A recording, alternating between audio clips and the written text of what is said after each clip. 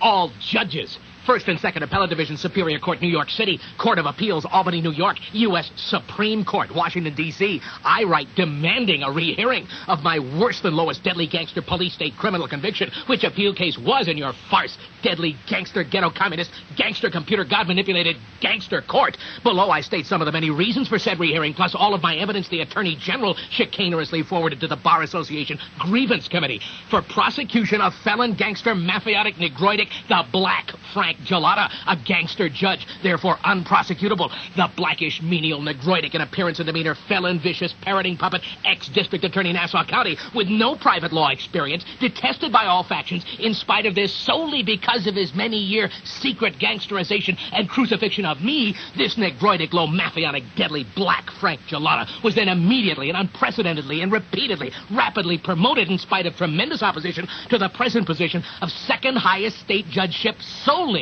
through gangster computer god manipulation.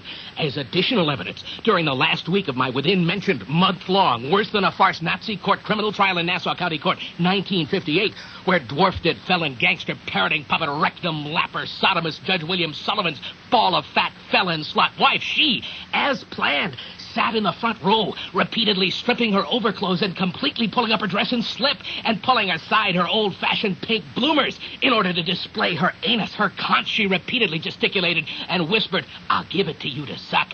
Finish him." Her husband, dwarfed felon gangster parroting puppet rectum lapper sodomist Judge William Sullivan, flushed-faced in repeated open sodomistic displays, stuck out his tongue, wiggling it, chuckling to her. "You hangman rope gangster felon parroting puppet scum on top playboys can watch my Frankenstein eyesight television playback of this felonious lowly sodomistic display by the felon sodomist Judge William Sullivan and his lowly felon slut wife during my trial in Nassau County Court. After my worse-than-Nazi court criminal conviction, crucifixion, for years in poverty, I suffered hopeless, jobless, character assassination, and isolation in this low, deadly nigger town. I was the repeat target victim of this gangster government's gangsterization and undetectable extermination attempts to shut me up forever with my secrets. Then, in December 14th to 17th, 1965, I attempted to escape this worse mongrel gangster communist country to return to the Slovenic Polish land of my forefathers. Instead, in a gangster-staged parroting puppet deadly conspiracy, I was flown from Kennedy, New York Airport at night to a small distant St. Lawrence River estuary, snowbound small airport under the guise that I was in Warsaw, Poland. Immediately, many things proved this to me, including the two big white asbestos shingled hangars with the large Braniff Airways signs on their sidewalls, in addition to the many blurted statements I solicited from the many CIA deadly gangsters, the assassins of me, the many parroting puppets all around me. I demanded an immediate flight back to Kennedy, New York Airport. Instead, I was held captive all night later in chains. I refused both all food and requests I go to sleep.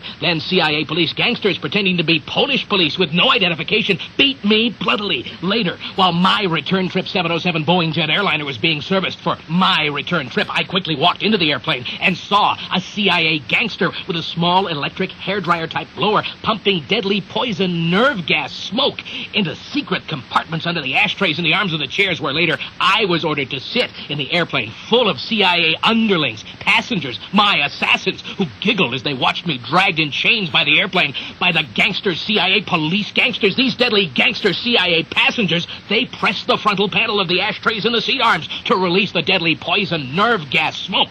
Indubitably, all of the others deadly CIA underling gangsters aboard this staged return flight, they all had taken the top secret poison nerve gas antidote pill, immuning them from the deadly poison nerve gas smoke. Deadly poison nerve gas smoke was sprayed at me from cigars, cigarettes, and even from ballpoint pens, also from the wig of a woman sitting next to me. Even the Swiss cheese type ice cubes were evaporating into poison nerve gas smoke in all of the free drinks. I got up and went to the rear of the airplane by the rear exit door with a large push-up handle. My Frankenstein brain thoughts broadcasting radio disclosed my intentions. Immediately, the loudspeakers screamed that the flight was over and that our airplane was already preparing to land at Kennedy, New York Airport. You hangman rope sneak gangster playboy scum on top know these facts are true, not only from taking part in such undetectable exterminations, but also you chicanerous, demented, felon, parroting puppet gangsters can watch my Frankenstein eyesight television playback of all these horrible, terrifying, deadly events. When I returned home, Joseph Ideck, my only brother and deadly felon, murderer, and assassin spy agent against me for this gangster government, he beat me repeatedly, cursing me that I was not exterminated by all of the poison nerve gas smoke, and that I did the impossible in that I kept awake for 3 days and refused all food in order to prevent my sneak extermination. In accordance with the completely gangster computer god concocted and manipulated statutory laws, one of your gangster court's requisite duties is to automatically rehear my said appeal case because it has been brought to your attention, you hangman rope gangsters, that my entire life was destroyed by you co-conspirators through the gangster government perjured and fabricated criminal conviction of me in order to fulfill the demands of your communist god, the worldwide mad deadly gangster computer god. You deadly parroting puppet felon gangsters already know that I have been and am an innocent primary victim and target for destruction and extermination because I am a menace to your gangster computer god, and that I am worse than defenseless without the gangster protection and control of the gangster Frankenstein earphone radio. I stand alone against you demented, deadly gangster parroting puppets, namely this worst gangster communist computer god-controlled gangster government. Before I'm exterminated by you hangman rope underlings, I demand a reply. October 21st, 1976. Francis E. Deck, Esquire. Addendum. I personally filed my maximum conviction appeal brief in 1961 with the chief clerk of the U.S. Supreme Court, Washington, D.C. The chief clerk, he knew me. He sneeringly grabbed my thick, strong, homemade appeal brief, and then he attempted to rip it up in desperation. The chief clerk of the U.S. Supreme Court ripped off the cover of my appeal brief. Miraculously, I stopped him without a deadly scene to me. Then, filing my ripped appeal brief, the felon, another co-conspirator with the 9 hangman rope gangster judges, the chief clerk, in cowardly fear, in staccato speech and gesticulation, he confessed to me, Mr. Deck, everyone is in on this one against you, even the Attorney General, namely Bobby Kennedy, younger than his very young brother Jack Kennedy, Kennedy then president, the Kennedy Playboys. Little fact, Bobby was a felon, lowest, chicanerous, untouchable, parroting puppet gangster against worse than defenseless Mr. Francis E. Deck, Esquire. My quick questioning and the co-conspiring felon chief clerk explained and gave me a new and special notice form for only Mr. Francis E. Deck, Esquire, which had to be mailed to the opposition, the deadly gangster district attorney, in order to prevent the dismissal of my appeal case. Leaving quickly, I noticed in the room and hall several approaching uniformed and plainclothes beweaponed police. Later,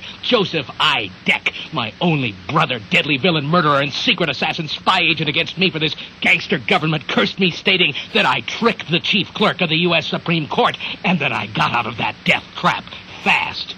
So brainwashed from birth by the computer god threshold brainwash radio, parroting puppet gangster slave, if you believe in anything, forget kneeling to abide by the high holy law long enough to say one word of pray for me, for your only hope for a future. Footnote, remember, it is gangster U.S. Supreme Court written high holy law. I'll give it to you to suck. Finish him.